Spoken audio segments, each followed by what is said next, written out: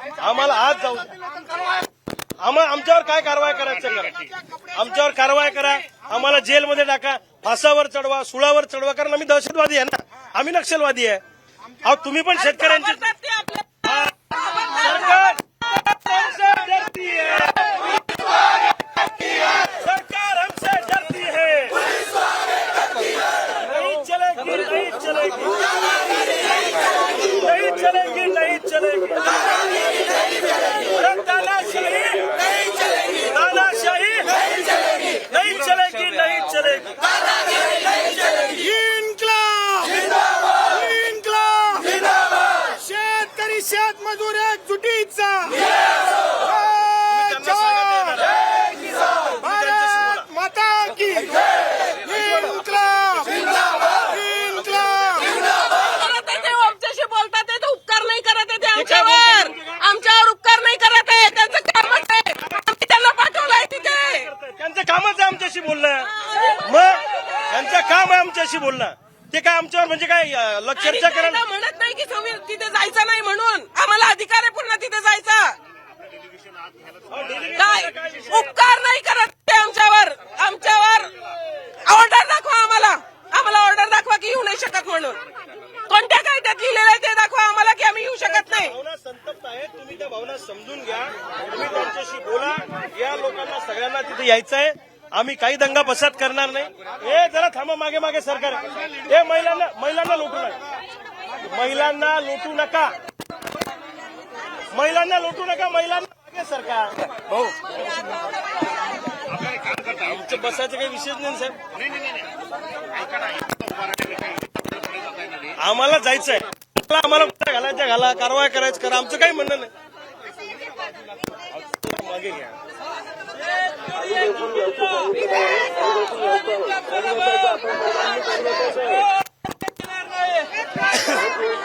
तुम्हाला मुख्यमंत्र्यांनी ऑर्डर दिली का?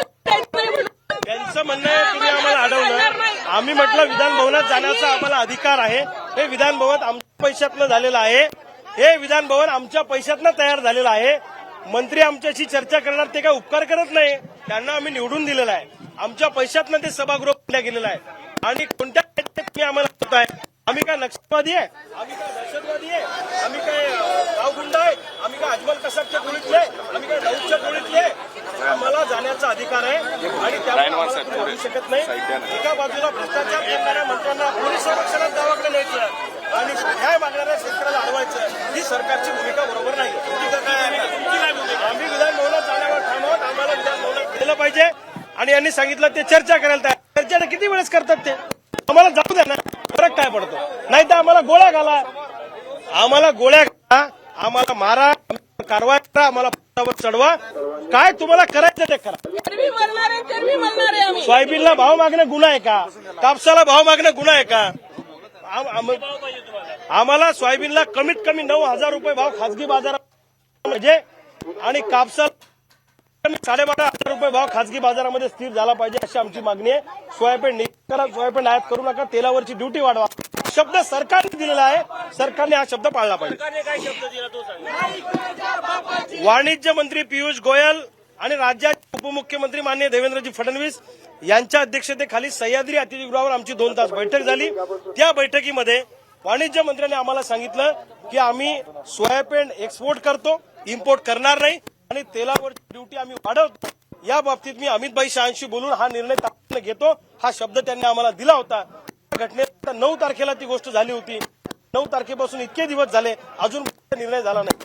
सोयाबीन कापूस विकल्यावर तुम्ही मग न्याय देणार आहे का आम्हाला? आमची भूमिका काय? जगणं मरणं तुम्ही समजून घेणार नाहीये का? काल मुख्यमंत्र्यांनी सभागृहामध्ये निवेदन दिलं, त्यात सोयाबीन आणि कापसाच्या भावासंदर्भात काही उल्लेख नाही. अहो, हे मुख्यमंत्री म्हणजे बोलाचाच भात आणि बोलाची कडी आहे. मुख्यमंत्र्यांना फारसं कोणी महाराष्ट्रात सिरियस घेत नाही. ते मुख्यमंत्री झाल्यावर म्हणले महाराष्ट्रातल्या शेतकऱ्यांच्या आत्महत्या थांबतील, हे काही आत्महत्या होणार नाही. आणि हे मुख्यमंत्री झाल्यावर सगळ्यात जास्त आत्महत्या वाढल्या. हे पनवती आहे महाराष्ट्राला. असंविधानिक पद्धतीने यांनी सरकार बनवलं, त्यांच्यावर नाही कारवाई होत. तिथं कायदा मोडलाय, तिथं कारवाई होत नाही. पण आमच्या सामान्य शेतकऱ्यांवर कारवाई होते. हा, इथं किडण्या विकायला शेतकरी आलेले आहेत, लिव्हर विकायला आलेले आहेत, कर्जमुक्ती हे शेतकरी म्हणतात. जर मग हे शेतकरी म्हणतात आमच्या किडण्या 75,000 कर्जमुक्त करा, आमचं लिव्हर घ्या, आमचे डोळे घ्या, पण आमचं कर्ज सरकारने फेडावं अशी किती कर्ज आहे त्यांच्यावर? सांगा किती कर्ज आहे. हिंगोली जिल्ह्यातले शेतकरी हो 2,99,000 रुपये बँकेचं कर्ज आहे. माझ्यावर 3,25,000 झालं.